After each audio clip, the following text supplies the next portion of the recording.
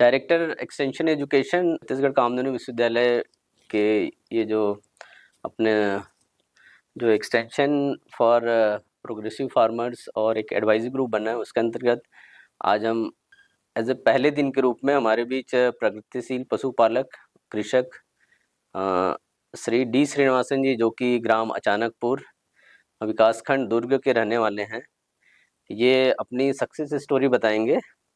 मैं इनका थोड़ा सा इंट्रोडक्शन देना चाहूँगा। बेसिकली ये अचानकपुर में इनकी ज़मीन है, 12 एकड़ के आसपास ज़मीन है और लगभग 150 एकड़ इनके पास लीज में लैंड लिया हुआ है। और इनका अगर मैं बायोडाटा देखता हूँ तो इन्होंने वर्ष 2018 में आदित्य बिरला ग्रुप में छत्तीसगढ़ चीफ जनरल मैनेजर की नौकरी छोड़कर कृषि एवं पशुपालन की तरफ रुख किए हैं एवं प्रगतिशील कृषक के रूप में उभरे हुए हैं। इन्हें इस साल के वर्ल्ड वेटनरी डे 2026 में माननीय पशुपालन मंत्री जी की तरफ से कृषक पुरस्कार भी मिल चुका है। इनके मैं क्या क्या कार्य कर रहे हैं बताना चाहूँगा। इनके पास एक नेशनल लाइव स्टॉक मिशन अंतर्गत 1 करोड़ का साइलेज यूनिट की स्कीम इन्होंने लिया हुआ है, जिसमें वर्तमान में करीब इन्होंने स्टार्ट किया है, करीब 200 टन साइलेज बना चुके हैं। साथ ही साथ नेशनल लाइव स्टॉक मिशन के अंतर्गत जो बकरी पालन यूनिट था उसमें 200+10 के स्कीम्स हैं, जो कि 40 लाख की स्कीम थी कैपिटल सब्सिडी के साथ, ये भी इन्होंने लिया हुआ है। साथ ही साथ इनके पास आपको बताना चाहूँगा, इन्होंने हमारे डेयरी फार्म से, कामधेनु विश्वविद्यालय के डेयरी फार्म से पिछले साल इन्होंने नीलामी में करीब 10 डेयरी एनिमल्स लिया था। इनके पास अभी वर्तमान में करीब 15 एनिमल हो गए हैं और लगभग डेली ये करीब 25 लीटर दूध का उत्पादन कर रहे हैं 2 साहिवाल गाय से। साथ ही साथ इनका 1 एकड़ का फिश पॉन्ड है और भविष्य में इनके काफ़ी एक्सटेंसिव इंटीग्रेशन में जाने की ललक है और मुझे लगता है कि भविष्य में काफ़ी कुछ काम करेंगे। मैं इनका स्वागत करता हूँ।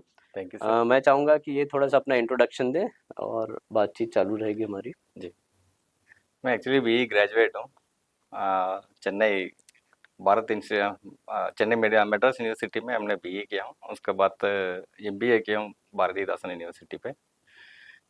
25 ईयर्स से कॉर्पोरेट कंपनीज में काम किया हूँ, टाटा, बिरला, रिलायंस, शाहपुरजी पलनजी, और जो सिविल कंस्ट्रक्शन में जो टॉप 10 कंपनीज में आता है उस सभी में मैंने काम किया। At last chief general manager post से हमने वीआर ले लिया। पहले से हमारा सपना था 45 ईयर्स उम्र के बाद हमको I should start my own, मेरा खुद का स्टार्ट करने का कुछ एनी इंडस्ट्री और बिजनेस स्टार्ट करने का था। तो फैमिली का, हमारा प्रेजेंस का नीड समझते हुए हमने कंस्ट्रक्शन कंपनी में, और कंपटीशन भी था उसमें, तो क्या बिजनेस शुरू करें, कुछ सोचते समय हमको कृषि एग्रीकल्चर जो है इसमें कंपटीशन कम और इसमें जो अनऑर्गेनाइज्ड सेक्टर हमको नज़र आया, तो हमने खुद का ज़मीन लिया, मैंने 12.5 एकड़। उसके बाद और एक 1 एकड़ और एडिशनल बाद में अभी रिसेंटली 2-3 महीना पहले हमने और 1 एकड़ भी खरीदा। उसके अलावा अभी 127 प्लस वो अभी कुछ ही समय में और 200 एकड़ पार कर दूंगा मैं। और भी मेरे बड़े बड़े जिसका भी ज़मीन पड़े हुए हैं, दे आर इन्वाइटिंग मी, हमारा ज़मीन में भी कृषि कर लो करके। मैंने उस तरीके से लैंड को भी प्रिपेयर करके आगे बढ़ा देता हूँ। कृषि में बिजनेस करके हमने उसके घुसने के बाद हमको पता चल रहा है कि मैंने नौकरी पहले छोड़ना था। इसमें इतना जो आनंद है, इतना जो सोसाइटी को गिव बैक है, अच्छा लगा। तो this is my introduction. Srinivasan ji, आपसे मैं जानना चाहूँगा कि कृषि एवं पशुपालन की तरफ रुख करने का क्या मेन रीज़न है आपका, क्या कारण है? ना वे वैसे अभी बताए ना सर, कंस्ट्रक्शन हमने हमारा 35 ईयर्स एक्सपीरियंस के बाद हमने कंस्ट्रक्शन कंपनी शुरू कर सकता था, बट उसमें अभी कंपटीशन टफ है। और मेनली 45 उम्र के बाद अभी फैमिली का समय देना। उसका पहले मैं जब भी कॉर्पोरेट कंपनी में काम करते थे, हम वीकली वंस हमारा फैमिली के साथ मिलते थे। Sunday early morning around 6 o'clock आता था, रात को 11 बजे निकल जाता था। Monday to Saturday working, Saturday night वहाँ से निकलो, संडे मॉर्निंग यहाँ पहुँचो और रात को निकलो। इसी तरीके से पूरे अब तो साल भर में से 10 ईयर्स, 1 साल 2 साल नहीं है, 10 साल हमने काम किया। उसके बाद हमने अनऑर्गेनाइज्ड सेक्टर जो एग्रीकल्चर दिखा हमको, एग्रीकल्चर में कुछ करेंगे करके हमने what ever my life investment था वो पूरा करके हमने इसमें घुसा। ठीक है श्रीनिवासन जी, मैं जानना चाहूँगा आपसे कि कृषि के साथ साथ आपने शुरुआत कृषि के साथ की थी, आपका पशुपालन में रुझान एवं इसमें झुकाव कैसे आया? हाँ, से it's a very valuable question. इसमें अभी कृषि से कैटल फार्मिंग को हटा ही नहीं सकते। कैटल फार्मिंग से कृषि को हटा सकते हैं, क्योंकि इसमें आपने ऑर्गेनिक करो, इनऑर्गेनिक करो, एनीथिंग, आपने गोबर डाला बिना, आपका पशु का जो भी वेस्टेज आ रहा है उसका किया बिना फार्मिंग कर ही नहीं सकते। That is impossible. आपने कोई भी इतना यूरिया डालो, इतना पोटाश वोटाश कुछ भी डाले, जब तक कैटल का वेस्टेज, काउडंग, गौमूत्र यूज़ नहीं कर सकते, तब तक इसमें नहीं आ सकता है। तो इसमें हमने हमारा ओन कैटल रखेंगे तो कोई भी एनी फार्मर्स देखिए, सालाना कम से कम 2 लाख 3 लाख रुपए तो गोबर में ही खर्चा करते हैं। तो उसमें गोबर में खर्चा करते समय तो उसको खरीद के डालने से अच्छा एग्रीकल्चर में खुद ही कृषि कर रहा हूँ, उसको जो भी वेस्टेज मटेरियल आता है, हम वो अपने गाय को क्या कहते हैं कि इंटीग्रेटेड फार्म का तौर पे इसको लेके जाना, तो cattle farming is a very must, उसको तो अवॉइड कर ही नहीं सकते। This is the main reason मैं अपने जो कैटल फार्मिंग में क्यों घुसा। मैं आपसे जानना चाहूँगा कि पशुपालन संबंधी स्कीम की जानकारी आपको कहाँ से मिली एवं किस स्कीम के तहत आपने फ़ायदा लिया हुआ है? सर इसमें फर्स्ट एनएल स्कीम आने के पहले पशुपालन में इधर आने के तो हमने अंजोरा कॉलेज के मैं धन्यवाद कहूँगा, क्योंकि हमारा पशुपालन जैसे कुछ समय हमको जैसे भी कैटल फार्मिंग काऊ तो गाय तो रखनी है, तो लोकल गाय रखेंगे तो उसको दूध का उत्पादन बहुत कम है, तो एक अच्छी नस्ल कहाँ से मिले करके पूछते समय हमको अंजोरा कॉलेज का बारे में पता चला।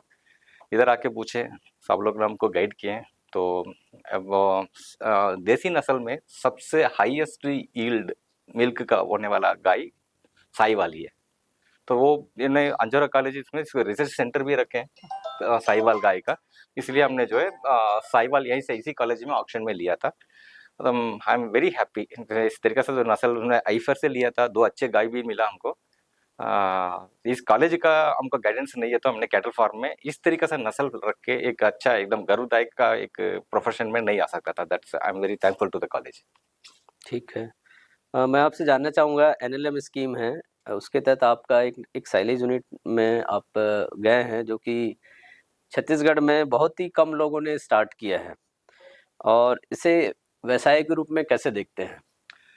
सर अभी अभी मैंने अब कृषि जो भी स्मॉल फार्मर्स है, आधा एकड़, पौन एकड़, 1.5 एकड़, 5 एकड़, बड़े एकड़ जो भी फार्मर्स रखे हैं, उनको तो कैटल फार्मिंग करना जरूरी है। उसका कैटल फीड में अपन जो ह्यूमंस जो खाते हैं उसी में इतना अडल्ट्रेशन आ जाता है, मिलावट आ जाता है। तो अपना गाय का चारा तो अपन छक भी नहीं दे सकते, इसको क्वालिटी चेक नहीं कर सकते। स्मॉल फार्मर्स जो 1 बोरी 2 बोरी 1 क्विंटल 2 क्विंटल जो खरीदता है, वो क्या लेबोरेटरी देख के उसको टेस्टिंग करवाएगा क्या? नहीं। अपन अपना खाना में जो मिलावट हो रहा है उसी का अपन उसको कंट्रोल करने नहीं कर पा रहे हैं। तो जिसका मुंह नहीं है, जो बोलता नहीं है, उसका चारा में जो मिलावट करेंगे उसको कौन जानेंगे? तो इसको कंट्रोल करना तो हम तो गाय पालना शुरू कर दिया। उसका चारा का अंदर घुसने तो क्या पता चला कि इसमें तरह तरह का से जो मार्केट में जो फीड आ रहा है उसको क्वालिटी इतना थर्ड क्लास और डिटेरियोरेटेड रहता है, उसका हटाना। उसको तो मैंने इंजीनियर, तो हमको तो डेटा एनालिसिस में तो जाने जाना था। ये करते समय हमको पता चला कि साइलेज, क्योंकि हमको साइलेज ऐसा चीज है कि साल भर रख सकते हैं। एक बार साइलेज एक बन गया, कम से कम इसको 2 साल तक रख के इसको खिला सकते हैं, सेम साइलेज को जो बन गया उसको। अभी आपने कोई भी आरा चारा में जाए, उसका एक लिमिटेशन है, उसको काटे खिलाएं, जैसे खत्म हो रहा है। आपने इतना बड़ी मात्रा में गाय रखेंगे उतनी बड़ी मात्रा में इसका ग्रीन फॉडर रखना पड़ता है, ये सब बहुत तकलीफदायक है। उसका एक ऑल्टरनेटिव सोल्यूशन क्या है करके हम रिसर्च करते समय हमको इन्फॉर्मेशन मिला साइलेज के बारे में। दैट इज मेन रीजन हमने साइलेज के बारे में वहीं से हमारा शुरुआत हुई थी।